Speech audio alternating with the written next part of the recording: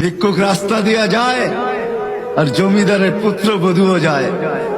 একজন সামনের থেকে আসতেছে, একজন সামনের দিকে যাইতেছে।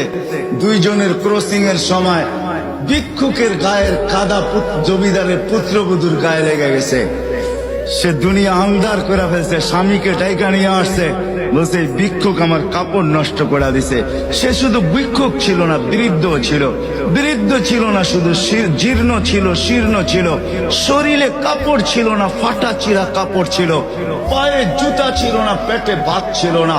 জমিদারের পুত্র সইতে পারে নাই, যৌবনী শক্তি সয় তো সয় কি কইরা তার স্ত্রীর গায়ে ভিক্ষুকের কাদা।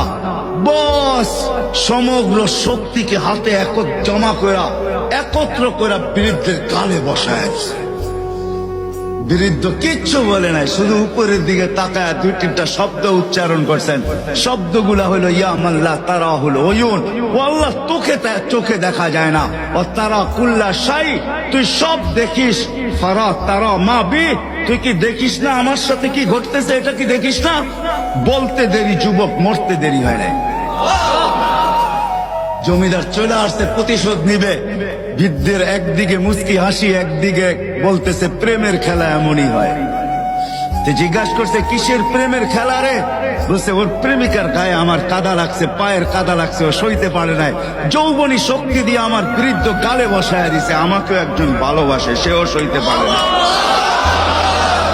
সেও সইতে পারে না, ও তো থাপ্পড় দিয়া ক্ষান্ত, সে জান নিয়ে নিছে, জান।